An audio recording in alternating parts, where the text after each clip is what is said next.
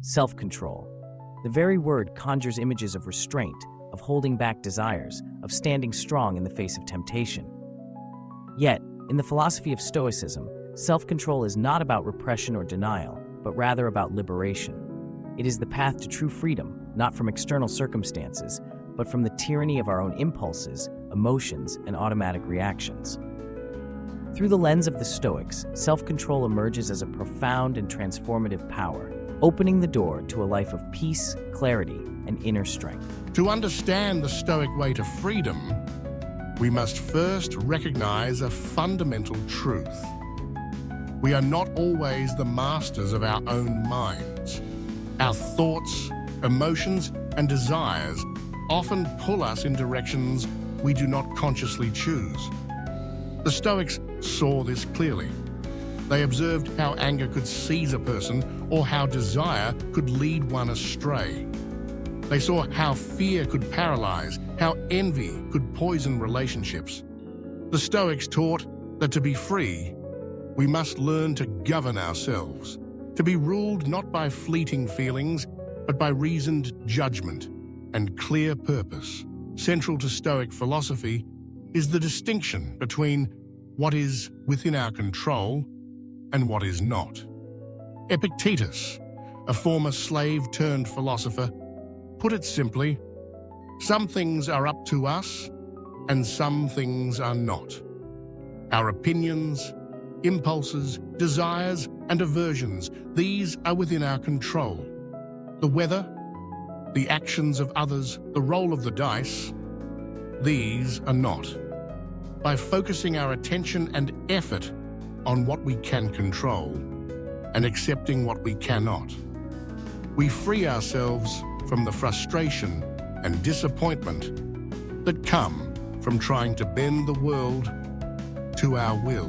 But how does one cultivate this self-control, this mastery over the self? The Stoics offer practical guidance. First, they advise us to pause and reflect. When a strong emotion arises, a surge of anger, a wave of fear, a burning desire, they urge us not to act immediately, but to step back and observe. What is happening in the mind? What are we telling ourselves about the situation? Is our anger justified? Is our fear proportional to the threat? Is our desire for something we truly need, or merely a fleeting craving? This practice of mindful observation is not easy. Our impulses are quick and powerful, but with practice, we can learn to insert a moment of awareness between stimulus and response. In that space, we can choose our actions rather than be driven by habit or emotion. Marcus Aurelius, the Roman emperor and a dedicated Stoic, wrote often in his private journal about this practice. He reminded himself to meet every event with equanimity, to remain calm in the face of both adversity and temptation, to respond to each challenge with virtue rather than vice. Self-control, in the Stoic sense, is not about suppressing emotions or pretending we do not feel them. It is about understanding them, seeing them for what they are, and choosing how to respond. The Stoics believed that emotions arise from our judgments, our beliefs about what is good or bad, helpful or harmful. If we judge that something outside our control is essential to our happiness, we will suffer when we lose it. If we believe that wealth, fame, or pleasure are necessary for a good life, we will be at the mercy of fortune. But if we can shift our judgments, if we can see that true happiness lies in virtue, in living according to reason and nature, then we can remain unshaken by the ups and downs of life.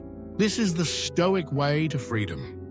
Not the freedom to do whatever we want, whenever we want, but the freedom to want only what is truly good, and to act in accordance with our highest values.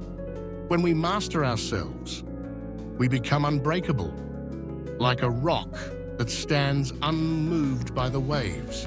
We can face adversity with courage, meet success with humility, and greet each day with gratitude.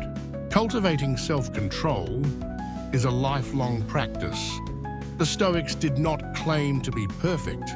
They saw themselves as students, always learning, always striving to improve.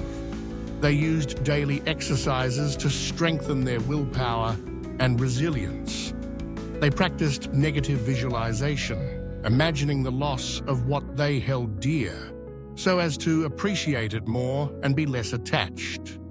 They rehearsed adversity in their minds, so that when hardship came, they would be ready. They reflected each evening on their action, asking themselves where they had succeeded and where they had fallen short. Self-control is not about harshness or self-punishment. It is about kindness to oneself, about choosing the path that leads to lasting peace rather than fleeting pleasure. It is about recognizing that our greatest power lies not in controlling the world, but in mastering ourselves. The Stoics remind us that we are the authors of our own character, the architects of our own destiny. Consider, for a moment, the freedom that comes from self-control. When we are not slaves to our appetites, we are free to pursue what truly matters. When we are not driven by anger, we can respond to others with compassion. When we are not consumed by envy, we can celebrate the success of others and find contentment in what we have. When we are not paralyzed by fear, we can take bold action and live fully. In the end, the Stoic path of self-control is not a narrow or joyless road. It is a way of living that leads to greater joy, deeper relationships, and a sense of purpose that endures through every season of life. It is the foundation of wisdom, the root of courage, the source of justice. The Stoics invite us to step onto this path, not to become perfect, but to become free. Free to choose our response to every challenge. Free to align our lives with our highest ideals. Free to find peace in the midst of chaos. So let us remember the wisdom of the Stoics. Let us cultivate self-control, not as a burden, but as a gift. For in mastering ourselves, we unlock the greatest power of all, the power to live as we truly wish, guided by reason, anchored in virtue, and free from the storms of emotion and desire. This is the promise of the Stoic way. This is the path to freedom.